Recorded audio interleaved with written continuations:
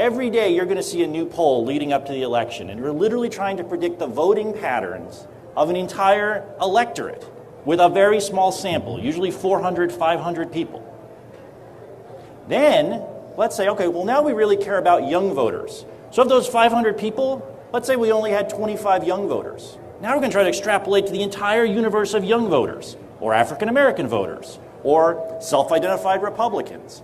So very quickly these polls can get out of control, and then you've got a media who wants to tell a story, because that's what we do. Yeah. Well, and the sampling is a really good point, and there are examples in your book that are, frankly, a lot more substantial than what number ends up in the headlines today. We had Mark Kelly and Gabby Giffords talking this morning in the keynote, and and he raised the story of the different space shuttle disasters, and you talk about how sampling errors were a real problem that led to the Challenger crash. Not led to, but precluded the possibility of spotting and fixing the problem. Yeah, I mean, one of the most striking examples in the book is the actual data from that the engineers at Morton Thiokol and NASA looked at the night before the Space Shuttle Challenger was launched. And so the issue was the Space Shuttle had not flown on its prior 24 missions at a temperature less than 50 degrees. Roughly 50 degrees. The temperature that day was going to be 35. So you have this problem. Is it safe to fly the space shuttle? Now the focus has come on the O-rings, which I think most people has sort of become infamous, unfortunately. But the focus was on whether those O-rings would fail at lower temperatures. So they had data, but they only had 24 data points. So let's remember what they had to do, a very difficult problem. You've got 24 data points. You've got a $1.7 billion spacecraft. You've got 7 astronauts' lives on national TV and 12 hours to make a decision. So just try to frame how hard that is. No pressure whatsoever. Right. Yeah. So what did they do? They looked at all the times that the O-rings had failed on prior missions. And there were 7 of them. And they looked at the temperatures, and they couldn't find a discernible relationship because there had actually been failures at 70 degrees, at 60 degrees, at 50 degrees. So you look at the picture, and the picture's actually in the book, you can't see a pattern. But they cut the data, they sampled the data in the wrong way. Because I told you there were 24 data points. There was actually real information also on all the times O-rings hadn't failed. And the times the O-rings hadn't failed were all at high temperatures. So if you put in all of the high temperatures, now you see there actually is a real discernible pattern that far more failures are more likely to fail at the lower temperature. So they cut the data the wrong way. And was that a case of just not understanding the data? Was it a case of expediency? I mean, I don't want to drill in on that one example too much, but what does it take to get the right sample? How do you know if you're sampling correctly? Look, I think in the real world the problem is we have to answer questions. I was a professor a long time ago now, and I was a little too social to be a professor. No offense to any professors, but but what I really want to do with my econometrics training and economics training was sort of go deal with real world problems. But I can't tell my clients, you know what, I don't have good data, so guess what, I can't answer your question for you. So in the real world, we're constantly confronted with having to make the best of the information we have. The key is knowing, okay, I have this sample, what's the question I'm trying to answer, and what is the potential impact or limitations of the answer I can get. Good statistical work is nuanced and is thoughtful. So if we're careful about what the assumptions are, sometimes we have to make a decision. But in this case, under the time pressure, unfortunately, they made the wrong decision. But there could be other circumstances where that's the best you can do. Yeah. And you mentioned that the picture sort of plotting the data points for the O-ring failures is in the book, and that gets to the question of visualization. That sometimes you need a picture to make sense of the information, but data visualizations and charts and infographics sometimes lead to even more misunderstandings than just putting out the raw numbers. You talk about some of the examples in the book of how one needs to be a skeptical customer about visualization.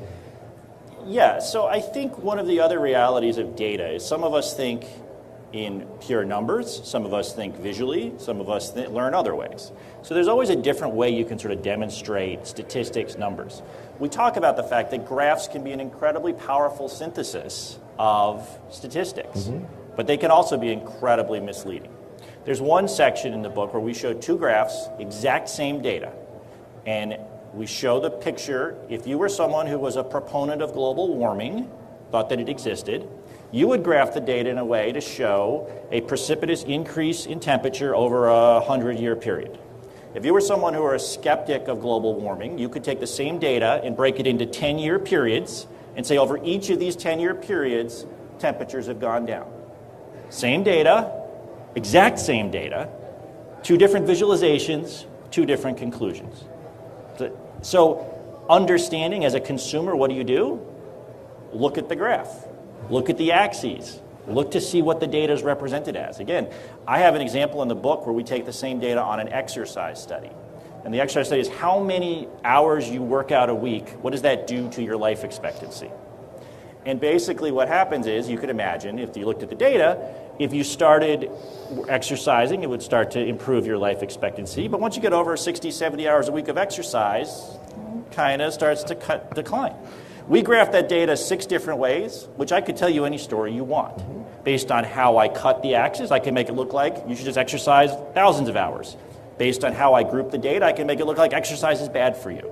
So not everything is that egregious, but it's a good sort of reminder that just because you see something visually, there's a lot of choices that are getting made under the surface. And come back to that framework of being aware is really the best antidote to being misled with data.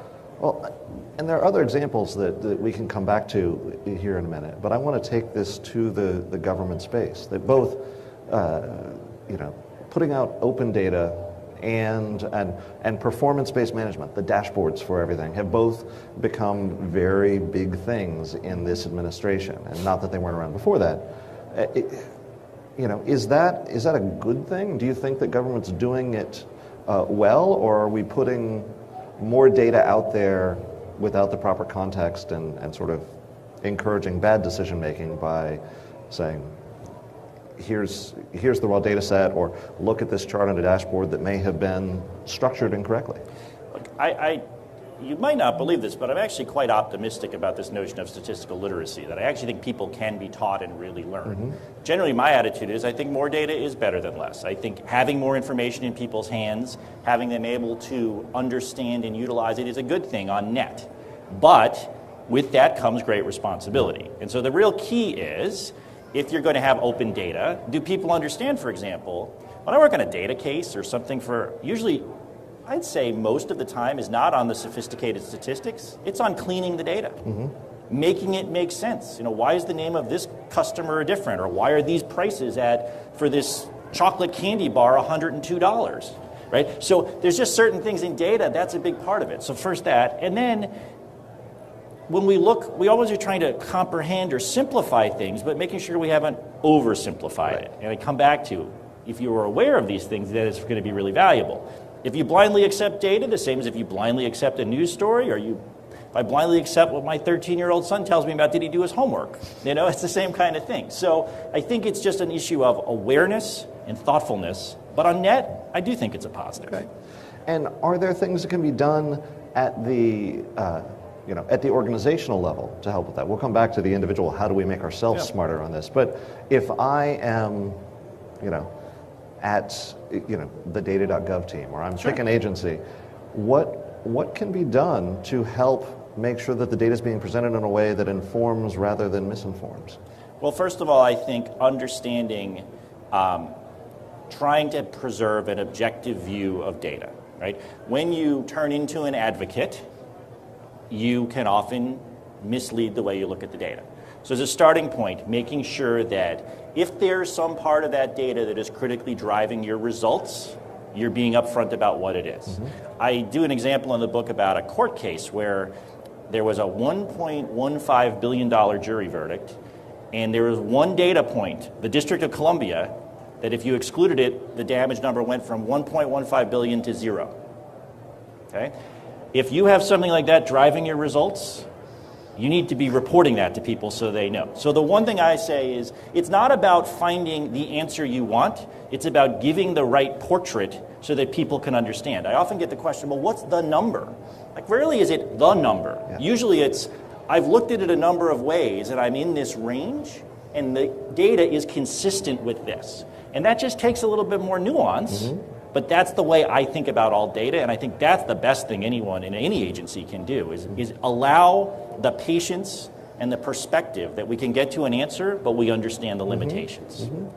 You know, when it comes to the data not being properly structured or not being properly framed, there's always that question of, is it incompetence or is it conspiracy? And how do you, as a consumer of the data, how do you get a sense of, first of all, is it accurate? And second of all, do I need to be judging the motives of the provider or just kind of checking their work? When you look at data, how do you start to unpack it?